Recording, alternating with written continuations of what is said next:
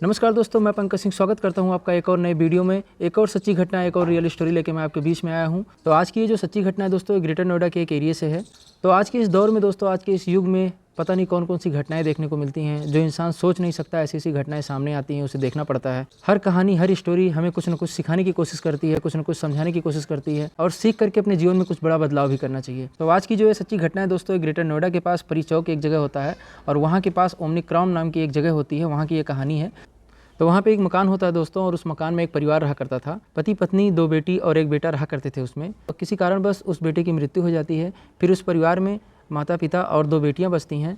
माँ बाप अपने बेटियों को अच्छे तरीके से पढ़ाई लिखाई कराते हैं, उन्हें अच्छा संस्कार देते हैं। बाद में बेटियाँ बड़ी होती हैं, उनकी शादी होती है। एक बेटी जो सबसे बड़ी होती है दोस्तों, वो चंडीगढ़ में शिफ्ट होती है और जो दूसरी बेटी होती है वो दिल्ली में ही रहती है। तो वहाँ से ग्रेटर नोएडा की दूरी बहुत ज़्यादा थी नहीं। तो ये जो माँ बाप होते हैं दोस्तों, ये अपने बेटियों का काफ़ी ख्याल रखते हैं। शादी होने के बाद भी इनके घर आना जाना लगा रहता है इनका। बेटियां भी अपने माँ बाप से काफ़ी प्यार करती हैं, काफ़ी लगाव था उनका।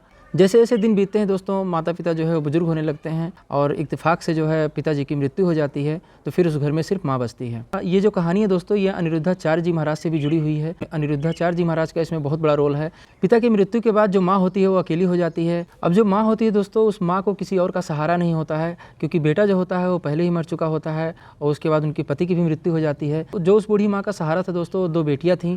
उन्हीं के दम पे, उन्हीं के सहारे से वो अपना जीवन काट रही थीं। और लास्ट में उनको ये भरोसा भी था कि हमारी ये बेटियाँ काम आएंगी। जब हमारा हाथ पैर नहीं चलेगा, जब मैं खाना पीना नहीं बना पाऊंगी, तो अपने बेटियों के पास चली जाऊंगी। धीरे धीरे दिन बीतता है दोस्तों, माँ जो है वो और बुजुर्ग होने लगती है। अब उससे काम धाम हो नहीं रहा था। पहले तो वो मकान में अकेले रह के खाना पीना बना के खा लेती थी, लेकिन धीरे धीरे करके जैसे जैसे उम्र ज़्यादा होने लगी, उसके हाथ पाँव में वो ताकत भी नहीं रह गई। वो बूढ़ी हो रही थी, तो इसलिए उससे काम जो है वो घर का भी और अपना जो काम होता है उससे होता नहीं है। तो लास्ट में वो फैसला करती है कि अब वो समय आ गया है कि मैं अपने बेटियों का सहारा लूँ, उनके पास जाके अब जो ज़िंदगी के कुछ दिन बचे हुए हैं उनके पास जाके आराम से जीऊँ। तो यहाँ पे होता क्या है दोस्तों, जो बड़ी लड़की चंडीगढ़ में होती है, जब माँ पहुँचती है अपनी बड़ी बेटी के पास में, तो जो पहली रात होती है वहाँ पे रुकती है और उसके बाद में जैसे ही सुबह होती है, उस बेटी के दिमाग में पता नहीं ऐसा क्या आता है। सुबह 6 बजे के आसपास में वो अपनी माँ के पास जाती है और अपनी माँ से बोलती है कि कुछ नहीं, आप अपना सामान पैक करो और यहाँ से वापस चली जाओ। आप मेरे घर से निकल जाओ, मैं आपको नहीं रख सकती हूँ, यहाँ पे आपके रहने के लिए कोई जगह नहीं है और आप अपना सामान पैक करो और दिल्ली वापस चली जाओ। माँ घबरा जाती है कि ऐसा अचानक क्या हो गया जो मेरी बेटी इस तरीके से मेरे से कहने लगी। उसको कुछ समझ में नहीं आता है, लेकिन उसका इस तरीके से अपमान होता है, अपनी बेटी के द्वारा इस तरीके से अपमान होता है, तो काफ़ी दुख और काफ़ी दर्द होता है उसे। तो इस वजह से वो अपना सामान पैक करती है और वापस दिल्ली आ जाती है। वो अपनी छोटी बेटी को फ़ोन करती है, उससे सारी बात बताती है कि बड़ी बेटी ने मुझे इस तरीके से कह के मुझे निकाल दिया। मैं कभी सपने में भी नहीं सोच सकती थी कि मेरी जो खून है, जो मेरी बेटी है, जिसको मैंने पाल पोस के इतना बड़ा किया, जिसको पढ़ाया लिखाया, शादी ब्याह किया, वो एक दिन चल के मेरे साथ ऐसा करेगी। अब मेरे पास कोई रास्ता बचा नहीं है, अब तुम बताओ कि मैं क्या करूं और कहाँ जाऊं। उसकी छोटी बेटी जो होती है वो अपनी बड़ी बहन को फ़ोन करती है और उससे जब इस तरीके की बात पूछती है कि तुमने माँ के साथ ऐसा क्यों किया, ऐसा क्यों कहा, क्यों ऐसा उनके साथ इस तरीके का बर्ताव किया, ऐसा तो कोई दुश्मन के साथ भी नहीं करता है। तो जो वो जवाब देती है दोस्तों, उसे सुनने के बाद आपके होश उड़ जाएंगे। दोस्तों वो जवाब ये देती है कि मुझे माँ से कोई मतलब नहीं है, मैं उससे नफरत करती हूँ, अगर तुम्हें रखना है तो रखो, नहीं तो उसको जहर दे दो, मर जाए। दोस्तों ये बात जैसे ही छोटी बहन सुनती है, उसको यकीन नहीं होता है कि मेरी ही बड़ी बहन इस तरीके से माँ के बारे में बोल रही है। और माँ जो है वो रोते रोते अपनी छोटी बेटी को सारी बात बता ही चुकी थी।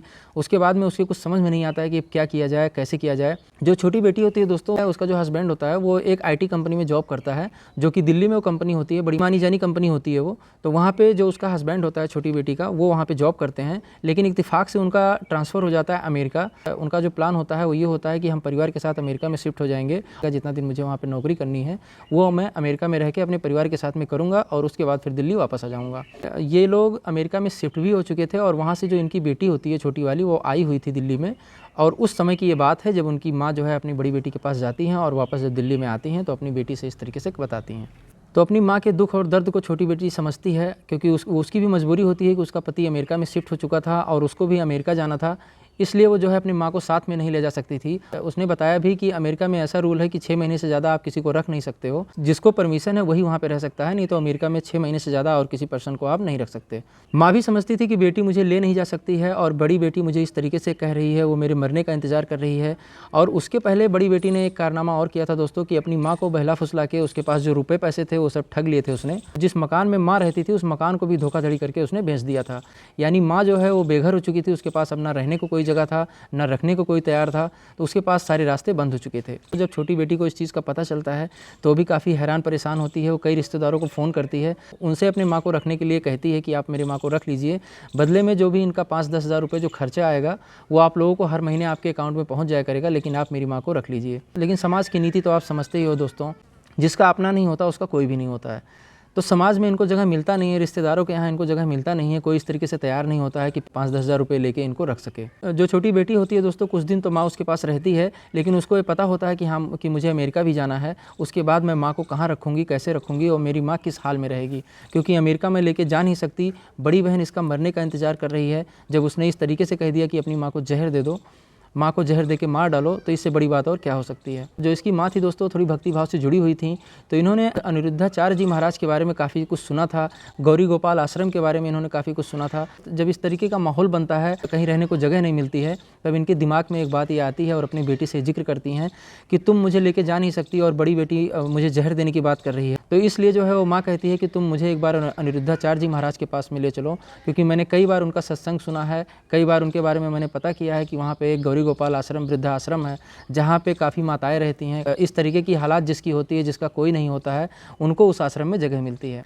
और उनके आश्रम में ऐसे न जाने कितनी माताएं रहती हैं जिनका वो सहारा बने हुए हैं, जिनका पालन पोषण वहाँ पे होता है। बेटी को इस बात को सुनने के बाद बहुत तकलीफ़ होता है कि 2-2 बेटियां होने के बाद जिस माँ को वृद्धा आश्रम में रहना पड़े, इससे बड़ी बात और क्या हो सकती है, इससे बिगड़े हालात और क्या हो सकते हैं। उस माँ को कितनी तकलीफ़, कितना दर्द होगा जो जाके वृद्धा आश्रम में अपना जीवन काटेगी। माँ बार बार जिद करती है अपनी बेटी से कि तुम मुझे अनिरुद्धाचार्य जी महाराज के पास लेके चलो, वहाँ मैं उनसे बात कर लूँगी और वो मुझे वहाँ पर रख लेंगे, फिर तुम्हारा भी टेंशन ख़त्म और लोगों का भी टेंशन ख़त्म। काफ़ी जिद करने के बाद ये लोग अनिरुद्धाचार्य जी महाराज के पास पहुँचते हैं। वहाँ पे इनकी मुलाकात होती है। अनिरुद्धाचार्य जी महाराज पूछते हैं, माता आप कहाँ से आई हो? बूढ़ी माँ होती हैं, वो रोने लगती हैं और वो रो रो के अपनी कहानी बताती हैं। तो जो बेटी होती है वो रोने लगती है और रोते रोते वो बेहोश हो जाती है। और उसके बाद में एक कहानी बताती है कि किस तरीके से हमारे परिवार में हुआ। आज कोई बेटा है नहीं माँ के पास में, हमारा कोई भाई है नहीं, इसलिए माँ जो है वो बेघर हो चुकी है। अब मेरी बड़ी बहन वो कहती है कि माँ को जहर दे दो, और मेरे पास कोई रास्ता नहीं है क्योंकि मैं अमेरिका में रहती हूँ, मेरे पति अमेरिका में जॉब करते हैं, आईटी कंपनी में, उनका ट्रांसफ़र हो गया है, तो मैं उनको वहाँ पर लेके जा नहीं सकती हूँ। जो बुढ़ापा होता है दोस्तों, वो इतना कठिन, इतना मुश्किल होता है कि अगर उस समय किसी का सहारा ना मिले, किसी अपने का सहारा ना मिले उसे, और वो भी उस परिवार में उस व्यक्ति का जिसे पाल पोस के परिवार में बड़ा किया गया और उसके बाद में उसकी शादी ब्याह किया गया और बाद में चल के उसका इस तरीके से जवाब आता है, तो मन टूट जाता है, दिल टूट जाता है, रिश्तों से सारा विश्वास उठ जाता है। बूढ़ी माँ ने बहुत समझदारी से काम लिया और वो जानती थी कि हमारा अपना तो कोई होगा नहीं, लेकिन इस तरीके का जो आश्रम होता है, इस तरीके के जो लोग होते हैं, साधु संत महात्मा होते हैं, इनके पास अगर हम जाएंगे तो इनके पास हमें सहारा ज़रूर मिलेगा। अनिरुद्धाचार्य जी महाराज कहते हैं कि कोई बात नहीं, आज के बाद आप अपना मुझे बेटा समझिए और इस आश्रम में आप तब तक रहेंगी जब तक आपकी आखिरी सांस रहेगी। आप लोग के पास जब तक अपनी प्रॉपर्टी है, जब तक अपना रुपया पैसा है, जितना ज़रूरत है, जो आपको आवश्यकता है उतना तो खर्च करिए, लेकिन बाकी की चीज़ें आप संभाल के रखिए, क्योंकि लास्ट समय में ये जो रिश्ते होते हैं इनकी असलियत पता चलती है, कौन बेटा अपना है, कौन बेटी अपनी है और हालात हमें किस तरफ ले जा रहे हैं। दोस्तों ये वीडियो बनाने का मेरा मकसद आप में से किसी लोग को दुखी करना नहीं था। पिछले कुछ दिनों में दोस्तों आप इस तरीके का केस बहुत देखे होंगे। एक किसी पेपर में पढ़ा था दोस्तों कि एक परिवार में जो है उनका बेटा जो होता है वो बाहर शिफ्ट होता है और जो उनके माँ बाप होते हैं वो एक मकान में दम तोड़ देते हैं और उस मकान में कई महीने बाद जो है उनके कंकाल को बरामद किया जाता है कि उनके शरीर से मांस होता है, जो खाल होता है वो सब गायब हो चुका था, उसे कीड़े मकोड़े खा चुके थे और वो एक बहुत बड़े परिवार के व्यक्ति थे। तो इस तरीके की कहानी जो समाज में देखने को मिलती है दोस्तों, इससे दिल बहुत दुखी होता है। दोस्तों उम्मीद करता हूँ कि ये वीडियो आपको पसंद आई होगी। वीडियो पसंद आई होगी तो वीडियो को आप लाइक कर दीजिएगा, चैनल पे आप सब नए हैं सब्सक्राइब कर लीजिएगा। तो इसी तरीके का वीडियो मैं आप लोगों के लिए लेके आता रहता हूँ। उम्मीद करता हूँ वीडियो पसंद आई होगी। चलिए मिलते हैं नेक्स्ट वीडियो में, तब तक के लिए अपना ख्याल रखिए, अपनों का ख्याल रखिए। जय हिंद, जय भारत, राधे राधे।